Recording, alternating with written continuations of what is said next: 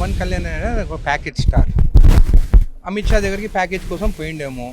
రేపు వైఎస్ జగన్ కూడా పెద్ద ప్యాకేజ్ ఇస్తే జగన్తో కూడా ఉండొచ్చు, దాంట్లో డౌట్ ఏం లేదు. ఎక్కడ ప్యాకేజ్ ఎక్కువ ఉంటే అక్కడ ఉంటాడు. ఎందుకంటే ఈ సినిమా యాక్టర్లు ఎవరు ప్రొడ్యూసర్ ఎక్కువ ఇస్తే వాళ్ళకి సినిమాలు తీస్తారు. సో ఆ సినిమా రంగం లాగా ఈయన ఇక్కడ కూడా అట్టనే మాట్లాడుతున్నారు. రాజకీయాల్లో కూడా ప్రొఫెసర్ నాగేశ్వరరావు గారు ఒక పొలిటికల్ అనలిస్ట్. ఆయన చదువుకొని వచ్చిన ఒక ఆదిలాబాద్ బిడ్డ. ఆయన ఒక ఎక్స్ఎమ్మెల్సీ.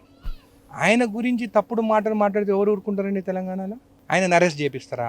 ముట్టుకొని చూడండి. మేమంతా లేమా? ముందు నన్ను అరెస్ట్ చేయమని చెప్పి ఇన్ని మాటలు మాట్లాడి ఆయన నరదిస్తున్నారు కదా, నేను మాట్లాడిన ముందు నన్ను అరెస్ట్ చేయి, అప్పుడు తెలంగాణ ఏందో చూపిస్తాం. మీరు అందరు హైదరాబాద్లోనే ఉంటున్నారు కదా, మీ మినిస్టర్ హైదరాబాద్లోనే ఉండే, మీ ఎమ్మెల్యేలు హైదరాబాద్లోనే ఉండే. మరి రాజధాని అమరావతి ఎందుకు నీకు అన్ని వేల కోట్లు పెట్టి జడ్చలలో 5,000 ఎకరాలు ఇస్తా, ఇక్కడ రాజధాని కట్టుకొని లీజ్కి ఇస్తా, మీకు భూమి ఇయ్యను, లీజ్కి ఇస్తా, 99 సంవత్సరాలు లీజ్ ఇస్తా, ఇక్కడ కట్టుకొని ఎట్లా మీకు ఇష్టం లేదు, విజయవాడ బోర్డు అమరావతి బోర్డు ఇష్టం లేదు, హైదరాబాద్లోనే ఉండండి, గంటలో జడ్చలకు రావచ్చు, ఎట్లా బుల్లెట్ ట్రైన్ బెంగళూరుకి వస్తుంది, దిగొచ్చి ఇక్కడ పని చేసుకోండి జడ్చలలో, ఇక్కడ నుంచి అడ్మినిస్ట్రేషన్ రన్ చేసుకోండి. ఇంకొకసారి గిట్లా మీరు తెలంగాణ పైన ప్రొఫెసర్ నాగేశ్వరరావు గారి పైన మళ్ళీ మాట్లాడితే మాత్రం ఊరుకునేదే లేదు. ఫ్రీడమ్ ఆఫ్ స్పీచ్ లేదా? ఆయన తప్పేం మాట్లాడింది? ఆయన నీ ఇష్టం వచ్చినట్టు నువ్వు మాట్లాడతావా? సంపాదించుకునేదేమో హైదరాబాద్, ప్యాకేజ్ తీసుకొని హైదరాబాద్లో ఆస్తులు కొనుక్కుంటావు, వాళ్ళు మాట్లాడేదేమో మా తెలంగాణ. ఇంకోసారి మాట్లాడదామని ఊరుకునే ప్రసక్తే లేదు. ఇది లాస్ట్ వార్నింగ్.